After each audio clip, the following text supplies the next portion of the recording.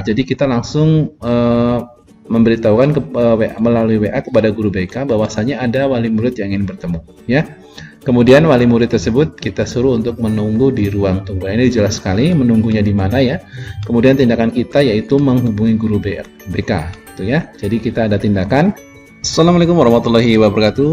Selamat siang Sobat Forza. Jumpa lagi dengan saya di Forza Educa Tutorial and Education. Oke, Sobat-sobat Forza semua, kali ini saya akan membahas untuk part yang ke-8, pembahasan soal pretest PPG untuk pedagogi tentang profesionalis guru, ya. Oke, Sobat-sobat Forza, sebelum saya mulai videonya jangan lupa klik like, share, komen, dan subscribe untuk mendukung perkembangan channel ini. Jangan lupa juga untuk mengaktifkan notifikasi loncengnya agar setiap kali saya upload video terbaru teman-teman Forza semua tidak ketinggalan informasi. Oke, kita mulai videonya untuk soal lanjutan dari yang kemarin, oke? Oke, soal yang ke-6 teman-teman semua.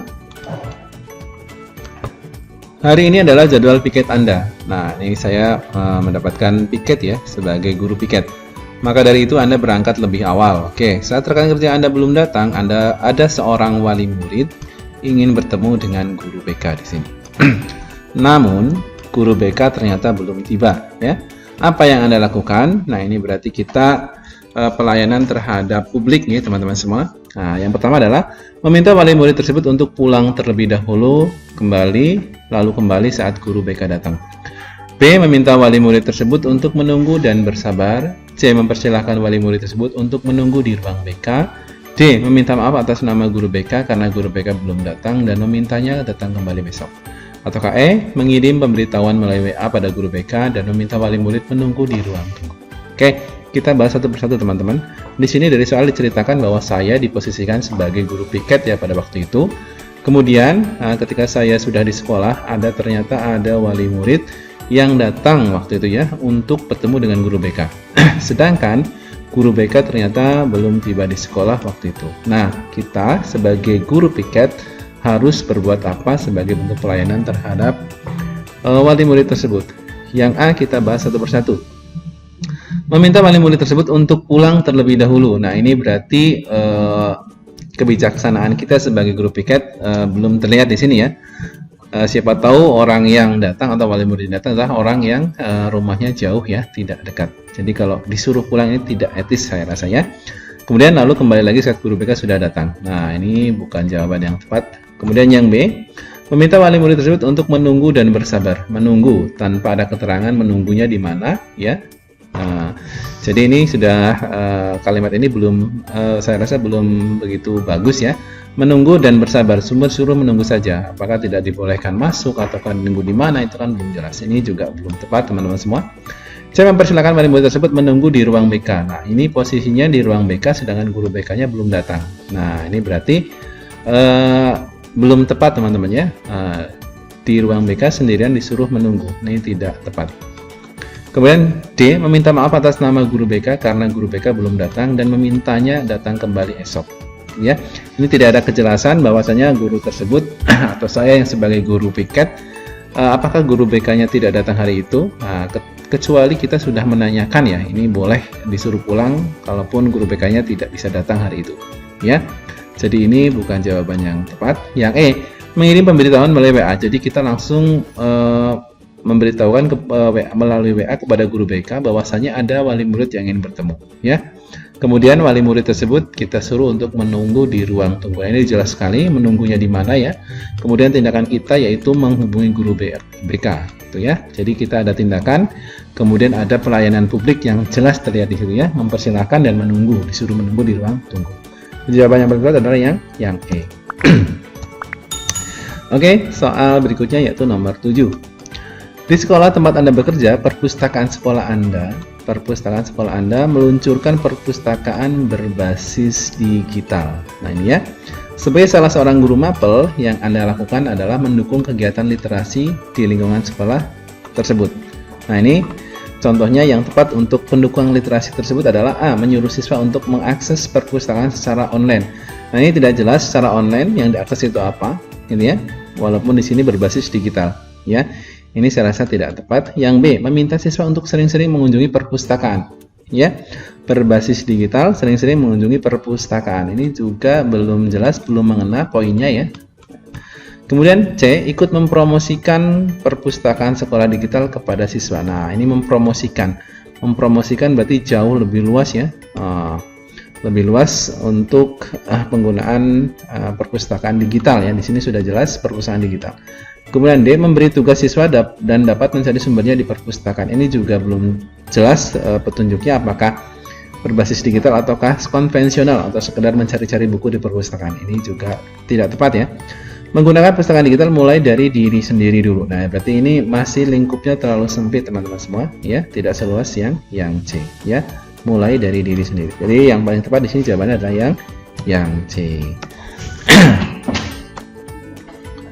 Nomor 8.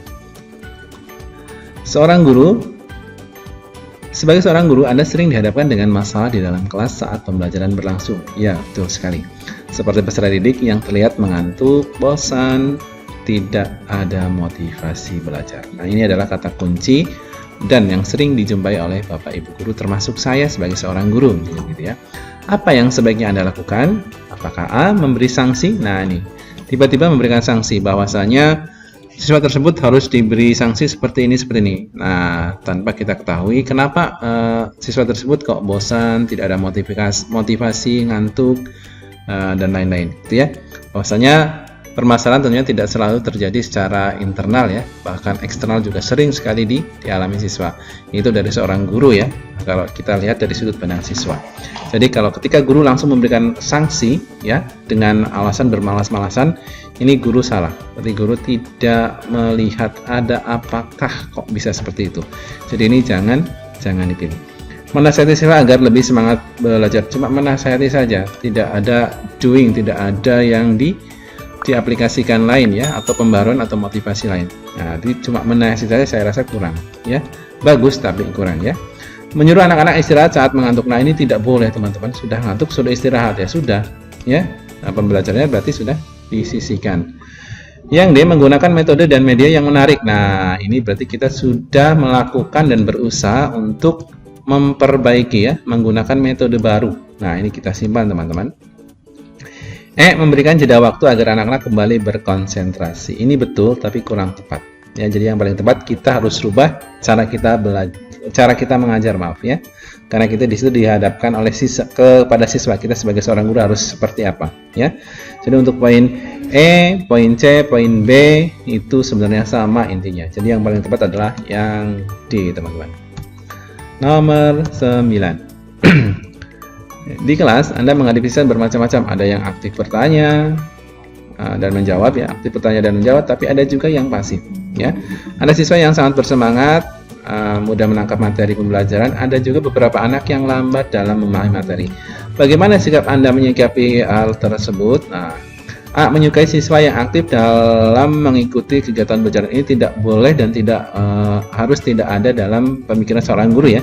Misalnya semua baik yang rajin, yang aktif, yang tidak aktif itu juga harus jadi satu kesatuan di mana kita harus menyampaikan materi seluruhnya kepada siswa tersebut. Jadi ini berarti hanya memandang sebelah mata saja ya, yang aktif saja yang akan saya anggap, intinya begitu. Ini tidak boleh dilakukan oleh seorang guru.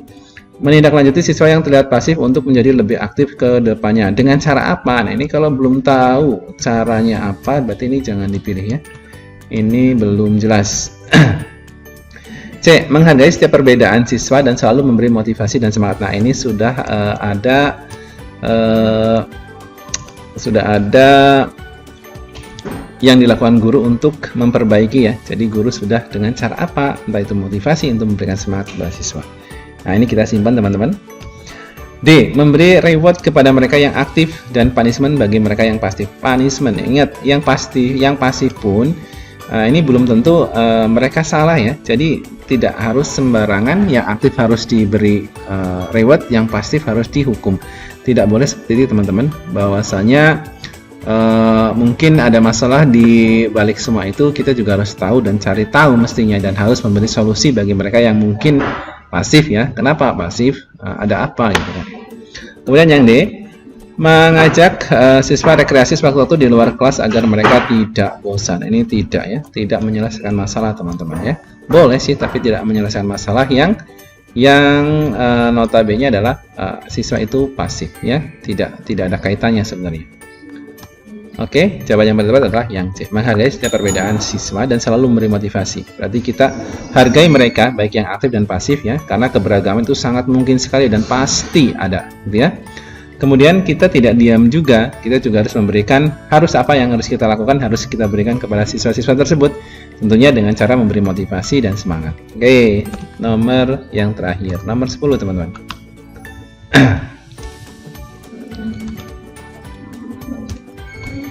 Nomor 10. Ketika sekolah Anda kedatangan guru P3K yang baru saja lulus, sedangkan Anda adalah senior, saya senior di sini posisinya, tapi belum berhasil lulus P3K, maka sikap Anda adalah, nah ini sebenarnya sikap kita terhadap guru yang baru datang sebagai guru yang sama dengan kita mapelnya ya.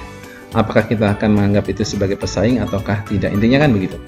Yang A biasa saja dan bersikap seperti biasa yang Anda lakukan sehari-hari. Nah ini jawabannya sebenarnya datar-datar saja. Ini tidak salah, tapi kalau menurut saya ini datar saja ya. Yang B tersenyum dan menanyakan nama rekan tersebut. Nah ini sama saja ya. Ini poinnya sama saja dengan sini. C. Menahan kesedihan. Nah ini sudah jelas bukan jawaban ya. Menunjukkan keramahan dan membantunya menyesuaikan diri. Nah ini bagus teman-teman semua. Jadi memang kita harus welcome sekali ya kepada siapa yang baru datang dan tentunya membantu dia untuk menyesuaikan diri terhadap lingkungan sekitar.